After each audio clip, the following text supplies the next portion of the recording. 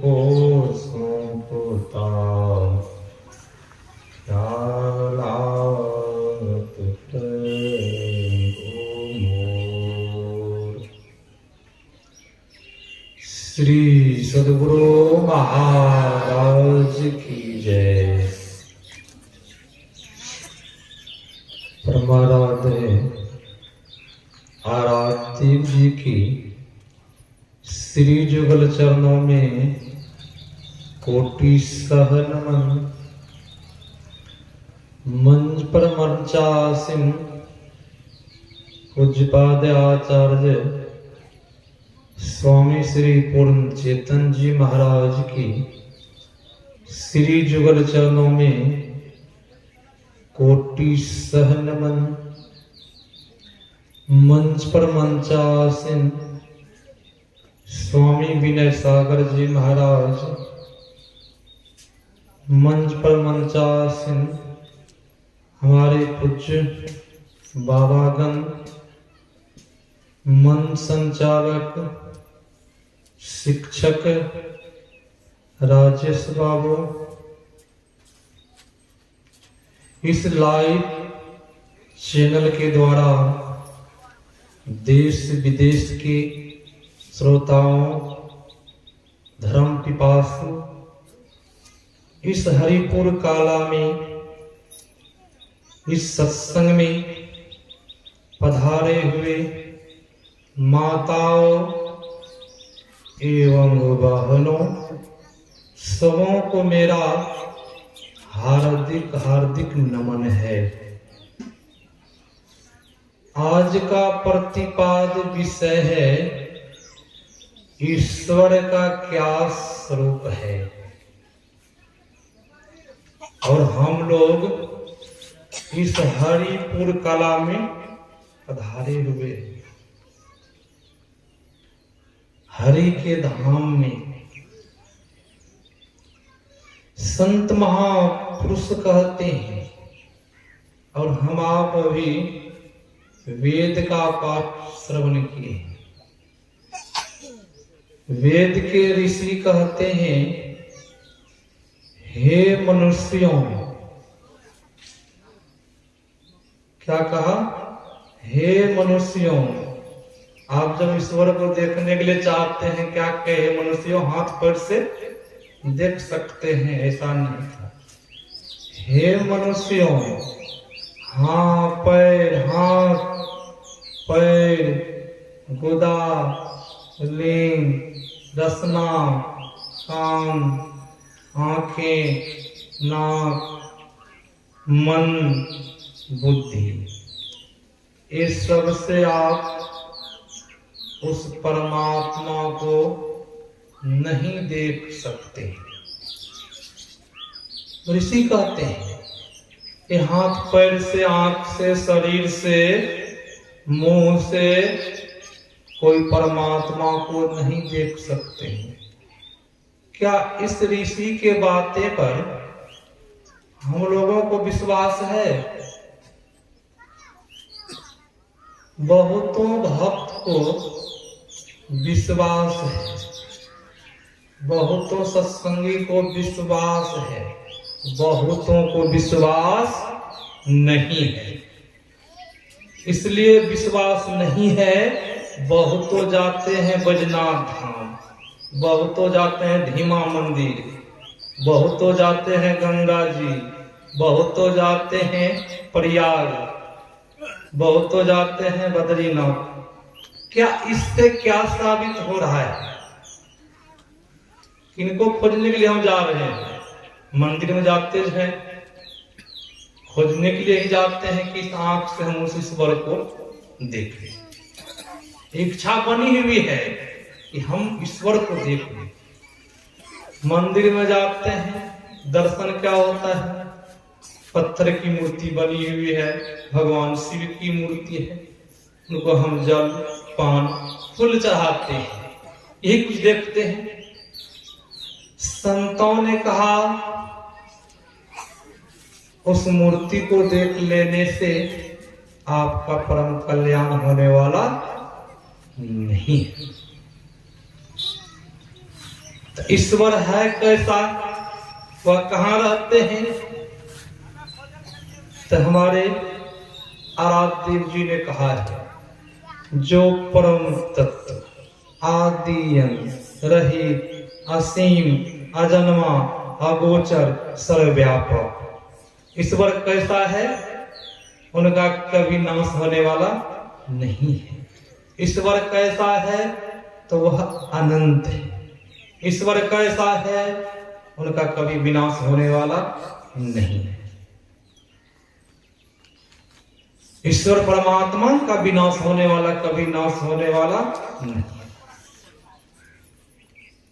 ईश्वर जिस तरह आपके अंदर है, आपसे बाहर भी है। ईश्वर नहीं भी चलते हैं, फिर भी वह सबको खिला रहे हैं। अपना ईश्वर नहीं खाते हैं, फिर भी सबों को खिला रहे हैं। ईश्वर परमात्मा सबों के अंदर है, अंदर से बाहर भी है। अब बहुतों को दर्शन ही नहीं हो रहा है। बहुत तो आकर के कहते हैं, महाराज मैं तो ईश्वर की इच्छा बनी हुई है, मैं ईश्वर का दर्शन करूं, अंदर में दर्शन ही नहीं हो रहा है। क्या जरा विचार किए क्यों नहीं दर्शन हो रहा है? इसका निर्णय किए कभी क्यों नहीं दर्शन हो रहा अंदर में? मतलब क्या है? मन चंचल है, इसीलिए ध्यान में मन नहीं लग रहा है। ध्यान में जब मन लगेगा तब ना कुछ देखेंगे अंदर में, इसलिए नहीं दिख रहे हैं। ईश्वर है कैसा? जिस तरह मेहंदी में लाली रहती है, क्या मेहंदी को माताएं ला करके हाथ में घसे लाली लग जाएगी? हाथ में लाली नहीं लगेगी। क्यों नहीं लगेगी लाली? उसके लिए रगड़ाई करना होगा। रगड़ाई करके वही मेहंदी जब लिखते हैं तो हाथ में मेहंदी लग जाती है। ठीक उसी तरह परमात्मा है।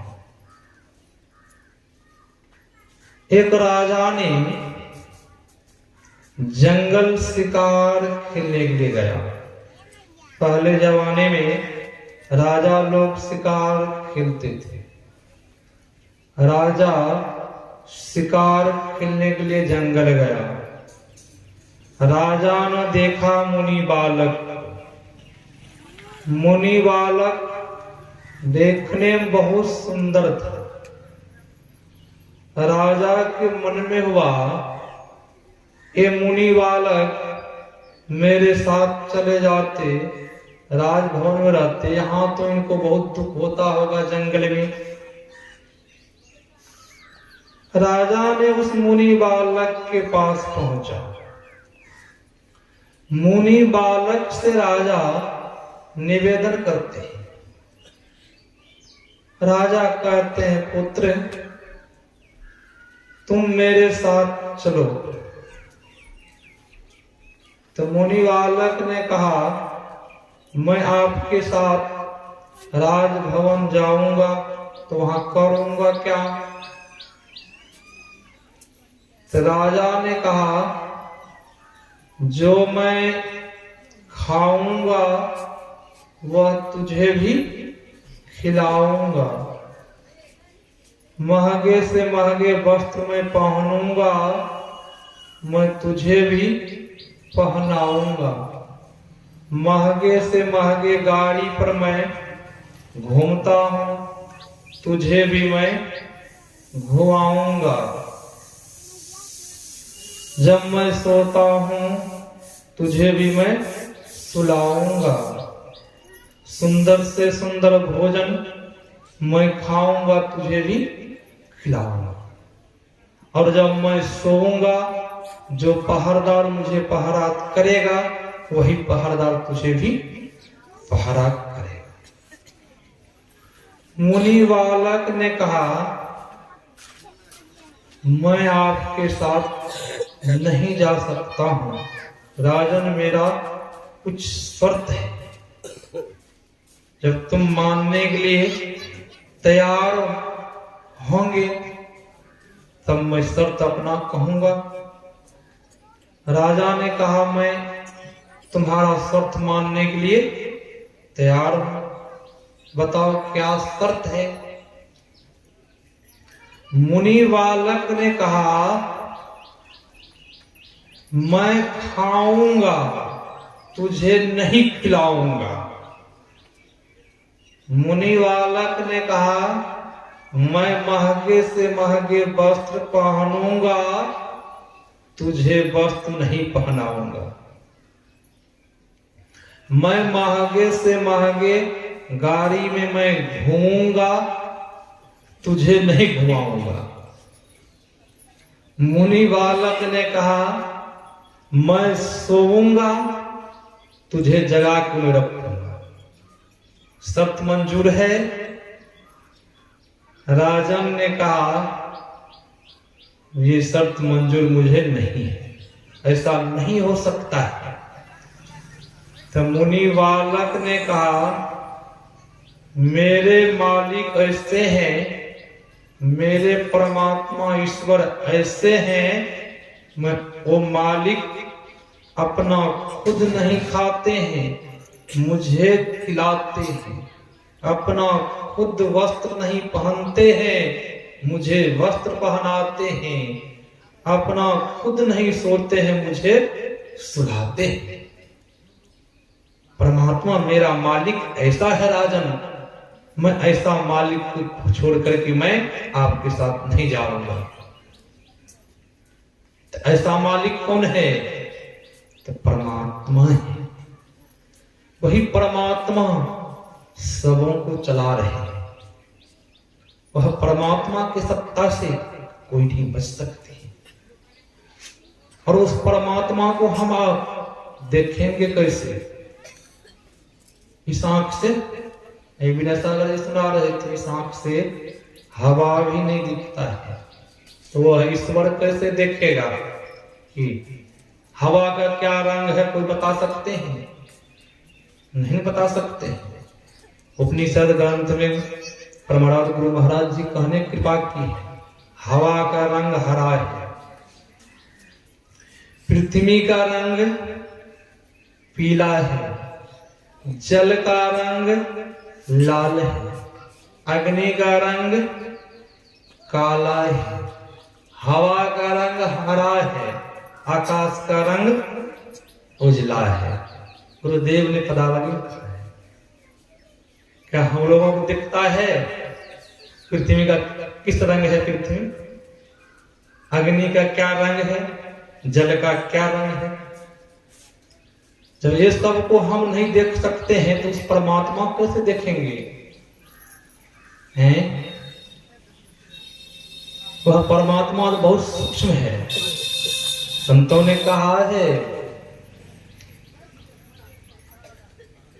मिट्टी से सूक्ष्म जल है, जल से सूक्ष्म अग्नि है, अग्नि से सूक्ष्म हवा है, हवा से सूक्ष्म आकाश है, आकाश से सूक्ष्म मन है, मन से सूक्ष्म बुद्धि है, और बुद्धि से सूक्ष्म गुरु का मंत्र है, गुरु के मंत्र से सूक्ष्म परमात्मा है। देख लीजिए, उस परमात्मा को हम आप चाहते हैं इसी आंख से देख ले तो दर्शन होने वाला है, तो वह किनसे दर्शन होगा? दृष्टि 5 होती है। कितनी दृष्टि होती है? 5 दृष्टि होती है। किनको किनको है 5 दृष्टि? कह दीजिए सभी को है, कोई एक को नहीं, सभी 5 दृष्टि। जितने आदमी हम सब बैठे हैं पंडाल में, सबों को 5 दृष्टि है। कैसे? अभी हम आप एक दूसरे को देख रहे हैं, ये क्या है? तो जागृत दृष्टि। स्वप्न दृष्टि, मानस दृष्टि, दिव्य दृष्टि, आत्म दृष्टि। कितनी दृष्टि हुई? 5 दृष्टि। कौन सी दृष्टि से परमात्मा को देखेंगे? आत्म दृष्टि से। आत्मा से ही परमात्मा को देखेंगे। आत्मा से देखने के लिए सब कुछ को छोड़ना पड़ेगा ने। कहीं जब सब कुछ को पकड़ के हम रखे तो आत्मदृष्टि परमात्मा को देख लेंगे ना? नहीं देखेंगे। जिस तरह यहां हम बैठे, घर चाहे जाने के लिए यहीं बैठे रहिए पकड़ के, तो घर जा सकते हैं। घर जाने के लिए यहाँ के स्थान को छोड़ना होगा, तब न घर पहुंचेंगे। तो उसी तरह आप अपने घर जाने के लिए सब कुछ छोड़ना पड़ेगा। तो उस परमात्मा घर जाने के लिए क्या सब कुछ नहीं छोड़ना पड़ेगा? सब कुछ को छोड़ना पड़ेगा। जो सब कुछ छोड़ करके बच जाए वही परमात्मा। एक बार स्वामी जी विवेकानंद जी महाराज अमेरिका गए। स्वामी जी से कुछ सज्जन ने कहा, नवयुवक सज्जन ने, क्या स्वामी जी आप ईश्वर को देखे हैं, परमात्मा को देखे? तो स्वामी जी ने कहा, मैं ईश्वर परमात्मा को देखा हूं। तो उन सज्जन को बड़ा आश्चर्य हुआ। क्या स्वामी जी मुझे भी ईश्वर परमात्मा को दिखा दीजिए? तो स्वामी जी ने कहा, ठीक है, मेरे साथ चलो जहां मैं जा रहा हूं। स्वामी जी आगे आगे, पीछे से वह सज्जन। स्वामी जी एक नदी में घुस गए, मुंह भर पानी तक पहुंच गए।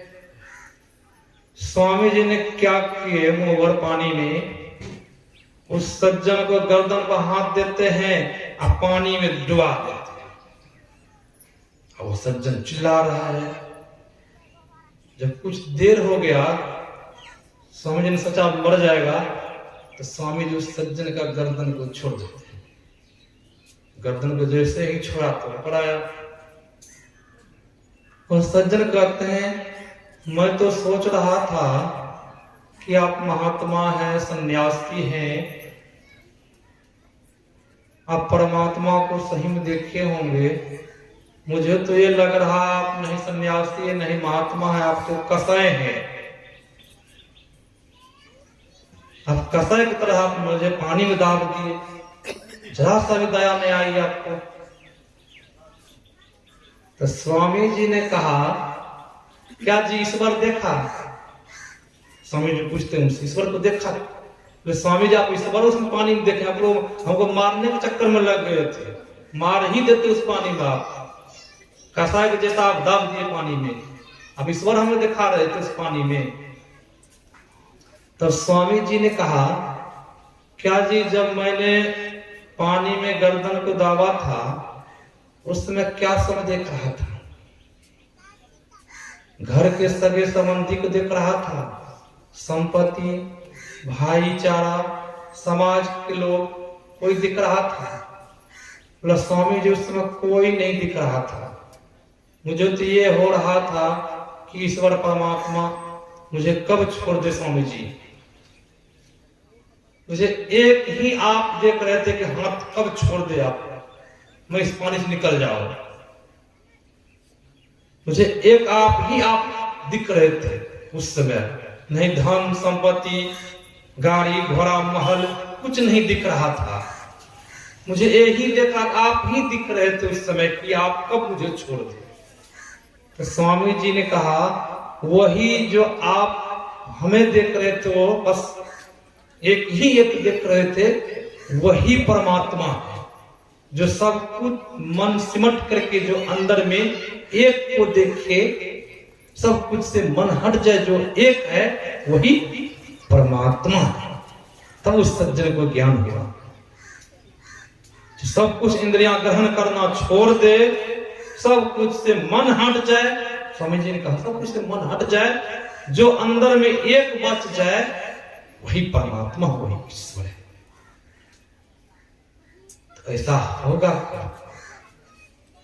अंदर में चलेंगे तब नहीं होगा।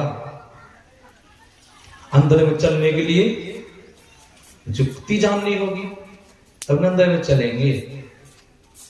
संत महापुरुष ने कहा है अंदर में चलने के लिए, हमारा गुरुदेव ने कहा अंदर में चलने पर बहुत सुख मालूम होता है। अद्भुत अंतर की डगरिया जा पर चलकर प्रभु मिलते। उस अंदर में चलने पर बहुत सुख आनंद होता है। तो अंदर में कौन चलता है? शरीर चलता है उस अंदर में। तो उस अंदर में कौन चलता है? उस अंदर में सूरत चलती है, शरीर नहीं चलता है। तब उस आत्म तत्व को प्राप्त करता है जो साधक अंदर में चलता है। वह आत्म है कैसा? भगवान कृष्ण ने गीता में कल मैंने सुना था, वही आत्म तत्व के बारे में ऋषि बाजो सर्वा के पुत्र हुए नचिकेता, कठोपनिषद में उनकी कहानियां हैं। नचिकेता के पिताजी ने वाजो सर्वा बहुत बड़ा यज्ञ किया था। कभी कभी लोग पुण्य हेतु अश्वमेध यज्ञ भी करवाते थे पहले जमाना में। अभी तो नहीं सुनता हूं, अभी विष्णु यज्ञ करवाते हैं बहुत बहुत कि बहुत पैसा खर्चा होता है। वाजो सर्वा ने अश्वमेध यज्ञ करवाया था, बहुतों ब्राह्मणों को बुलवाया था। जब यज्ञ संपन्न हुआ तो सबों को गांव दान करते थे, गांव देते थे। जो गांव अंतिम घास खा चुकी थी, मतलब जो गाय मरने वाली थी, ऐसे गाय को दान करते थे वाजो सर्वा ब्राह्मणों को। वाजो सर्वा का पुत्र नचिकेता, उन्होंने ने जब देखा तो अपने पिताजी से कहते हैं, पिताजी आपका दान सार्थक नहीं हो रहा है। आप जो दान कर रहे हैं ये दान कभी सार्थक नहीं होगा। वाजो सर्वा को बहुत क्रोध आ गया। अब किसी के पुत्र किसी पिता को कहे, उपदेश करे, उनको क्रोध हो गया। वो कहता है वाजो सर्वारी नारायण, तुम मुझे सिखा रहे हो ऐसे गांव दान नहीं करना चाहिए। बोला हाँ पिताजी, मैं आप ही को कह रहा हूं। तो वाजो सर्वा कहता है मैं क्या धन संपत्ति दान कर दूं? तो नचिकेता ने कहा पिता के लिए सबसे मूल्य होता है पुत्र, धन संपत्ति से मूल्य कौन होता है? पुत्र। अब धन संपत्ति नहीं दान करेंगे, मुझे दान कर दीजिए। एक बार दो बार कहा। क्रोध में आदमी विवेक को बैठता है। वाजो सर्वा ने कहा मैं तुझे जमराज को दान करता हूं। जब इस तरह कहा, नचिकेता ने जमलोक की तरफ चल दिया। अब रोकने के लिए जब उनका क्रोध शांत हुआ, अब रोकने के लिए गए नचिकेता को। नचिकेता नहीं माना, बोला पिताजी आपने तो मुझे दान कर दिए हैं, मैं जाऊंगा। अब चल दिए। जब जमलोक पहुंचते हैं नचिकेता, तो जमराज कहीं गए हुए थे, जमदूत थे। जमदूत ने उनको रोका, बोला अंदर नहीं जा सकते हो, जमराज कहीं गए। जमराज 3 दिन के बाद आए। मुनि बालक नचिकेता को देखा, नरक या स्वर्ग कोई शरीर लेकर के नहीं जा सकते। जमराज ने जमदूत से पूछा, तो जमदूत ने कहा ये मुनि बालक 3 रात 3 दिन से यही है। जमराज ने आंख बंद करते हैं, वह देख लेते और जमदूत से कहते हैं उस मुनि बालक नचिकेता को आदर के साथ मेरे पास ले आओ।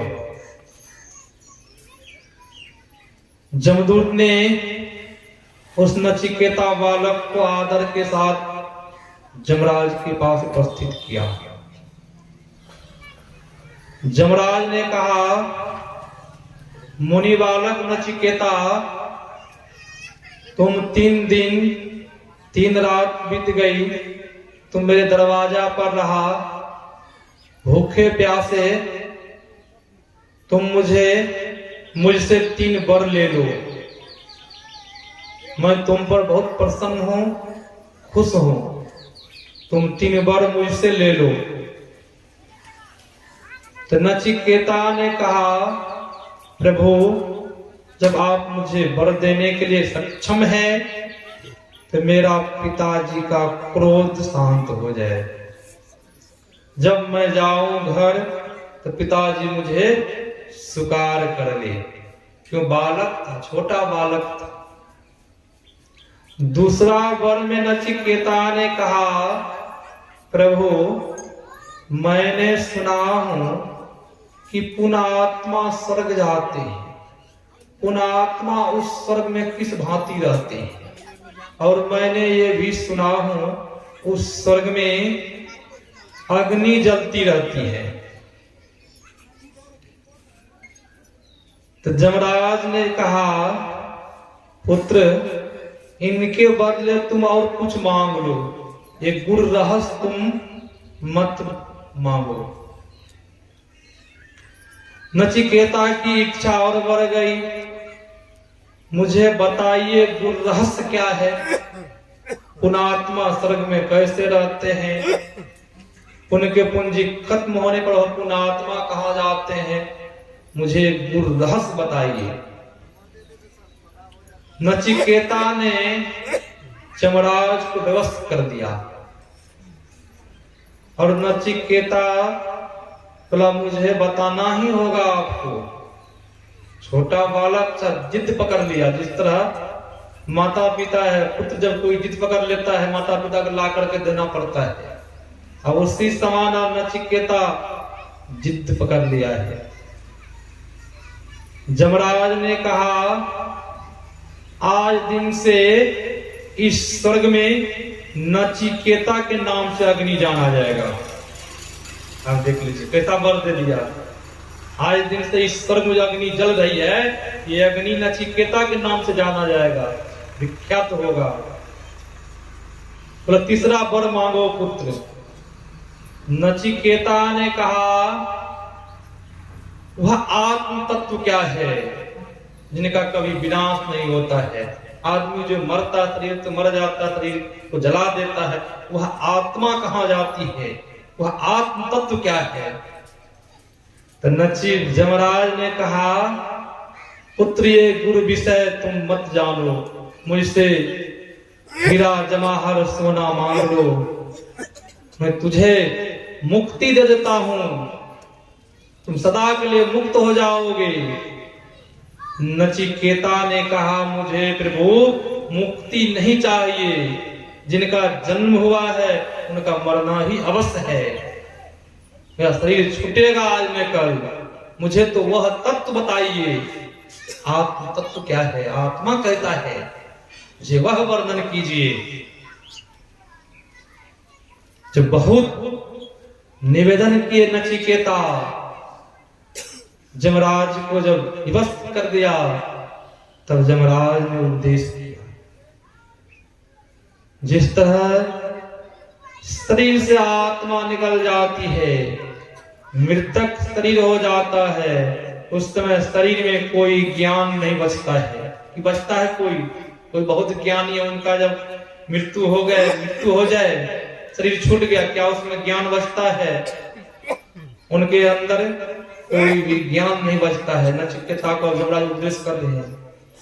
ज्ञानी से ज्ञानी पुरुष है, विद्वान से विद्वान पुरुष है, जब उसकी मृत्यु हो जाती है, उसमें से आत्मा निकल जाती है, जो भी ज्ञान है सब ज्ञान लुप्त हो जाता है उसी क्षण।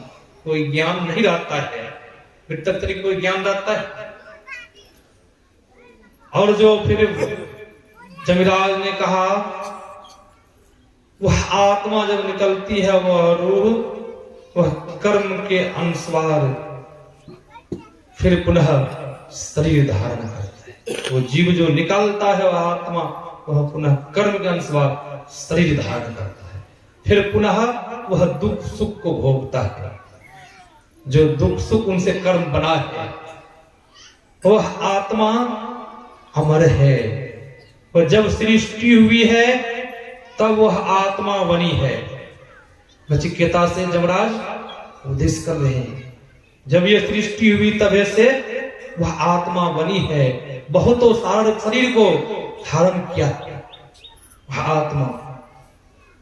उनका कभी विनाश नहीं होता। जिस तरह हम आप वस्त्र पहनते हैं, इस शरीर में कितना वस्त्र पहनेंगे कोई पता है? कितना पहने बचपन से बहुतों वस्त्र पहना है। कोई किसी को पता है कितना वस्त्र पहने हैं? उसी तरह जीव बहुतों शरीर धारण किया है। बहुतों बार हम मनुष्य बने हैं, बहुतों बार पशु बने हैं। जब सब ज्ञान आत्मज्ञान को जान लिया नचिकेता को, जब वह ज्ञान हो गया, तब पुनः अपने घर लौट करके आए। उसी तरह हम आप भी वह आत्म तत्व को कैसे जानेंगे? उसको जानने के लिए गुरु के पास जाना होगा। जब गुरु से वह जुक्ति जान लेंगे, तब हम आप वह आत्मा को पहचान लेंगे, अपना आप को हम जान लेंगे, तो हम लोगों से शुभ अशुभ कर्म नहीं होगा, पाप पुण्य नहीं होगा। कब? जब उस आत्मा को पहचान लेंगे। उस आत्मा को पहचानेंगे कहां जा करके? उसके लिए सत्संग करना होगा, ध्यान करना होगा, तब उस आत्मा को पहचानेंगे, तब परम कल्याण होगा। जब इस तरह हम आप सत्संग करेंगे, तब एक न एक दिन अवश्य उस परमात्मा को पहचान लेंगे। यही आप लोगों को सेवा मैंने सुनाया। श्री सद्गुरु महाराज की जय।